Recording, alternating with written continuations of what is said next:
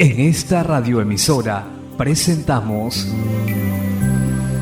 Llaves para vivir con éxito, a cargo del internacionalmente conocido maestro de la Biblia y escritor Derek Prince, quien comparte su experiencia personal y ministerio cristiano en Llaves para vivir con éxito.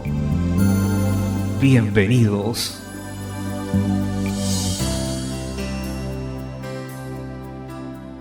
Llaves para vivir con éxito presenta Cómo vencer el mal, capítulo 2, cuarta parte. Me alegro de estar nuevamente con ustedes, ese tema de vital importancia, cómo vencer el mal.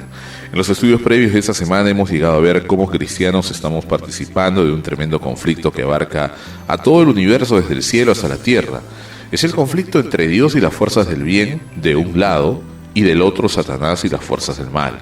Hemos visto a Satanás como el enemigo, el adversario, el oponente a Dios, de sus propósitos y de su pueblo, quien gobierna un reino en el espíritu compuesto de ángeles rebeldes, caídos, y hace todo lo que puede para oponerse al pueblo de Dios y para frustrarnos, herirnos y realmente destruirnos. A la luz de esta revelación de las Escrituras podríamos fácilmente atemorizarnos y desalentarnos si las Escrituras nos proveyeran un fundamento inquebrantable que nos da valor y confianza. Permítame darle brevemente algunas de las escrituras que contrarresten ese cuadro del mal y que nos muestren que estamos diseñados para ser victoriosos y que tenemos todo lo que necesitamos de parte de Dios para salir vencedores. Primeramente en 2 Corintios 10:4 y 5, porque las armas de nuestra milicia no son carnales, no son físicas ni materiales, sino poderosas en Dios para la destrucción de fortalezas. Nuestras armas son espirituales, suplidas por Dios y son divinamente poderosas, literalmente son poderosas por medio de Dios. En otras palabras, cuando operamos estas armas que Dios nos ha dado en fe y dependencia de Dios, el mismo poder de Dios es nuestro a través de esas armas. Así que esas armas son poderosas en Dios para la destrucción de fortalezas, las de Satanás. Note que no estamos a la defensiva, no estamos suponiendo por dónde atacará Satanás, sino que nos adelantamos para atacar.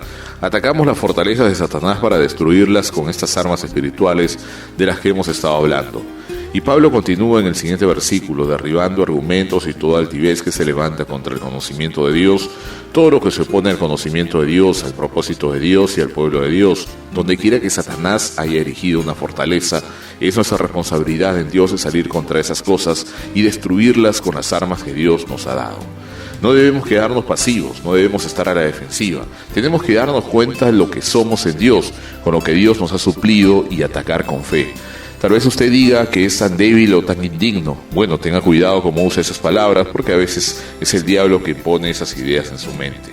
En cierto sentido, es cierto que usted es débil, pero déjeme leerle esas palabras de Pablo en 1 Corintios 1, 27 y 28. Sino que lo necio del mundo escogió Dios para avergonzar a los sabios, y a lo débil del mundo escogió Dios para avergonzar a lo fuerte, y a lo vil del mundo y lo menospreciado escogió Dios, y a lo que no es para deshacer lo que es. Así que podemos decir que somos necios, débiles o viles, y en cierto sentido es cierto. Pero recuerde que en su infinita sabiduría Dios ha escogido personas así, personas como usted y yo, para deshacer lo que es primordialmente el reino de Satanás. Nuestra confianza, como usted puede ver, no es en nosotros mismos, sino en nuestras armas. Si usted recuerda las 3 armas de las que hemos venido hablando: la sangre de Jesús, la palabra de Dios y nuestro testimonio que hemos aplicado de esa manera. Vencemos a Satanás cuando testificamos personalmente lo que la palabra de Dios dice que la sangre de Jesús hace por nosotros. Voy a repetir esta declaración muchas veces estas semanas a que usted la pueda decir dormido, porque tiene que llegar a ser parte de su manera de pensar, aun cuando no esté conscientemente en guardia o conscientemente en el espíritu. Usted tiene que tener esa actitud bien arraigada en su ser. Vencemos a Satanás cuando testificamos personalmente lo que la palabra de Dios dice que la sangre de Jesús hace por nosotros. Hoy voy a compartir otra provisión más de la sangre de Jesús, la santificación. Esta es una palabra que podríamos catalogar como técnica en el Nuevo Testamento. Viene de una raíz latina y a veces asusta a la gente, pero voy a explicarla con sencillez, sin entrar en mucho detalle. Santificar significa ser santo y significa apartar algo o alguien para Dios. Una persona santa es aquella que está apartada para Dios. Ahora veamos lo que dicen las Escrituras sobre la manera en que somos santificados por la sangre de Jesús. Hebreos 13:12 es un buen versículo, por lo cual también Jesús, para santificar al pueblo mediante su propia sangre, padeció fuera de la puerta. En otras palabras, fue crucificado fuera de la ciudad. ¿Por qué fue así? Para santificar al pueblo, en otras palabras, por la sangre de Jesús somos santificados, apartados para Dios. Quiero mostrarle nuevamente algo del patrón de la Pascua con el que comenzamos esta serie. Como la sangre del Cordero de la Pascua tuvo este efecto sobre Israel, lo santificó, lo apartó para Dios de una manera específica. Voy a leer 2 pasajes de Éxodo que dicen esto.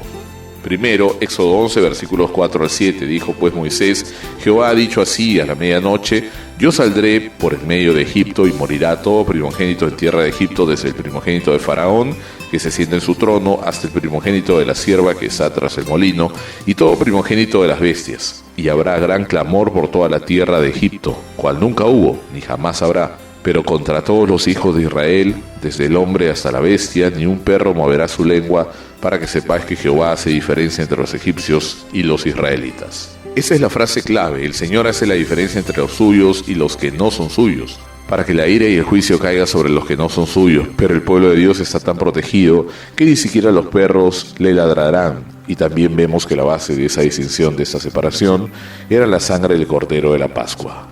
Leamos el pasaje nuevamente repetido para énfasis. En Éxodo 12, versículos 21 al 23, y Moisés convocó a todos los ancianos de Israel y le dijo: sacad y tomaos cordero de vuestra familia y santificad la Pascua, y tomad un manojo de hisopo.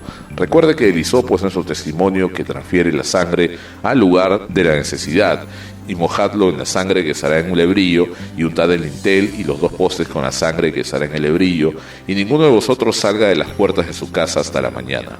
Porque Jehová pasará hiriendo a los egipcios, y cuando vea la sangre en el dintel y en los 2 postes, pasará Jehová a aquella puerta. Porque eso se llama Pascua, en hebreo significa pasar por alto. Porque el Señor pasó por alto las cosas rociadas con la sangre, y no dejará entrar al heridor en vuestras casas para herir.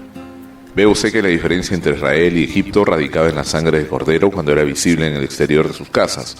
Toda casa que tuviera la sangre afuera estaba santificada. Estaba separada para Dios. Ningún poder maligno podía entrar en esa casa, porque el Señor había hecho la diferencia entre su pueblo y los que no eran suyos. La diferencia se hacía con la sangre del Cordero. Voy a regresar al versículo de Hebreos 13:12, que dice exactamente cómo nos santifica la sangre de Jesús, por lo cual también Jesús, para santificar al pueblo mediante su propia sangre, padeció fuera de la puerta. Santificar es hacer santo, apartar para Dios. Así que mediante su sangre Jesús nos santificó, nos hizo santos, nos apartó para Dios. Hagamos ahora la aplicación igual que hemos hecho con las otras. Vamos a hacer el testimonio correcto. Va de esta manera: mediante la sangre de Jesús estoy santificado, hecho santo, apartado para Dios.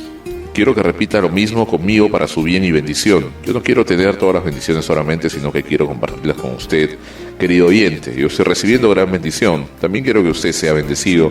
Así que voy a repetir esas palabras frase por frase. Dígalas después que las digo yo. Mediante la sangre de Jesús estoy santificado, hecho santo, apartado para Dios.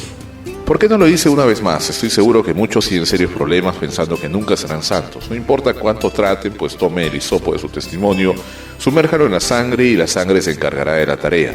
Repítalo después de mí: mediante la sangre de Jesús estoy santificado, hecho santo, apartado para Dios. Después puede decir las consecuencias. Por ejemplo, yo digo a menudo estas palabras: el diablo no tiene lugar en mí, no tiene poder sobre mí, ninguna deuda que pagar sin cobrar, todo ha sido saldado por la sangre de Jesús. ¿Le gustaría decir eso conmigo antes de terminar? El diablo no tiene lugar en mí, no tiene poder sobre mí, ninguna deuda que pagar sin cobrar, todo ha sido saldado por la sangre de Jesús.